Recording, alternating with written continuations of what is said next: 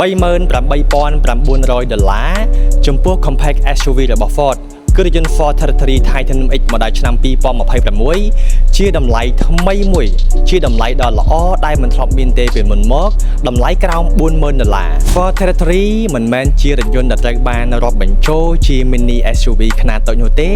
ក៏ប៉ុន្តែគឺជា Compact Crossover ឬក៏ជារថយន្តដែលប្រើ body style ជា SUV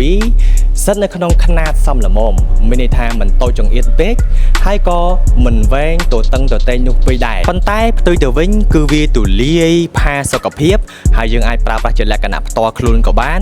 សម្រាប់គ្រួសារថ្មីថ្មោងក៏បានឬក៏ជាលក្ខណៈ lifestyle ក៏បានបើនិយាយពីសុវត្ថិភាពនៅក្នុងការធ្វើដំណើរវិញ Ford Territory គឺសុវត្ថិភាពខ្លាំងមែនទែន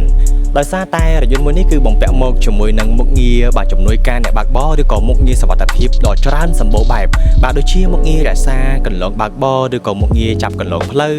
បាទមុខងាររ៉ាដាសម្របល្បឿនរក្សាកម្រិតសុវត្ថិភាពបាទមុខងារបាទព្រមានពីគ្រោះថ្នាក់ផ្នែកខាងមុខបាទមុខងារចាប់ហ្វ្រាំងបន្ទាន់ដោយស្វ័យប្រវត្តិផ្នែកខាងមុខមុខងារផ្ដល់សញ្ញាឲ្យប្រុងប្រយ័ត្ននៅពេលដែលមានការវ៉ាចែងពីជំហៀងឬក៏នៅពេលដែលរយ៉ាយជាដើមអ្វីដែលកាន់តែពិសេសនោះ Ford Territory បាទមកដល់ឆ្នាំ2026គឺបំពាក់មកជាមួយនឹងពងសុវត្ថិភាពដល់ទៅ6គ្រាប់បាទពងចង្កូតពងតាប់ឡូពងចំហៀងកៅអីទាំងសងខាងក៏ដូចជាបាទពងវាំងននជាដើមហើយបើនិយាយអំពីភាពទំនើបនិងភាពងាយស្រួលវិញរថយន្តនេះគឺទំនើបសម្បីតែយើងបិទទ្វារគ្រប់ខាងក្រោយណាយើងគ្រាន់តែកវាសជើងទៅទ្វារគឺវាអាចបិទដោយស្វ័យប្រវត្តិតែម្ដងណាបាទចង់បិទក៏បានចង់បើកក៏បានដែរងាយមែនតើ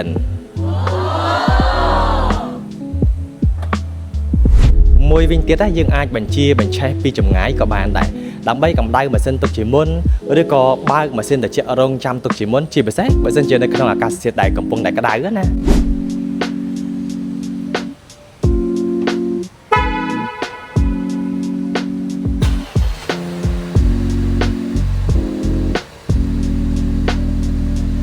ហើយបើយើងក៏លេចមើលផ្នែកខាងក្នុងវិញណាគឺធំទូលាយស្រឡះផ្នែកហើយមើលទៅទំនើបហ្មងយើងមើលឃើញអេក្រង់ណាអេក្រង់គេជាប់គ្នាស្អាតមែនតែនកុងទ័រក៏ digital ហើយអេក្រង់កំសាន្តហ្នឹងក៏ធំទៀតកុងទ័រ digital គេណាគឺអាចពិនិត្យមើលព័ត៌មានបើកបរដ៏សម្បូរបែបព័ត៌មានបើកបរនៅលើកុងទ័រ digital ហ្នឹងគឺមានមុខងារច្រើនមែនតែនយើងអាចមើលជាលក្ខណៈព័ត៌មានដំណើរមួយលើកក៏បានតាក់ទងទៅនឹងកម្រិតស៊ីប្រេងក៏បានឬក៏តាក់ទងទៅនឹងមុខងារសម្ពាធកង់រថយន្តក៏បានចំណែកឯអេក្រង់កំសាន្តវិញណាគឺទំហំឡើងដល់ទៅ 12x យើងអាចភ្ជាប់ខាផ្លេកឥតខ្សែណាពិនិត្យមើលផែនទីក៏បានបាទចាក់ចម្រៀងស្ដាប់តន្ត្រីក៏បានហើយមួយវិញទៀតចង់ខចេញខចូលក៏បានដែរអត់ចាំបាច់ប៉ះទូរស័ព្ទទេដោយសារយើងអាចបញ្ជានៅលើអេក្រង់ហ្នឹងក៏បានយើងបញ្ជានៅលើដៃចង្កូតក៏បានដែរលុយមែនតើ model ឆ្នាំថ្មីនេះភ្លើង ambient light ដែលជាភ្លើងលម្អនៅក្នុងរថយន្តហ្នឹងគឺអាចធ្វើការផ្លាស់ប្ដូរពណ៌បានជាលក្ខណៈចម្រុះពណ៌តែម្ដងហើយយើងក៏អាចធ្វើការកំណត់ម៉ូដបើកបរហ្នឹងដល់ទៅ4ម៉ូដឯណោះដូចជាម៉ូដធម្មតា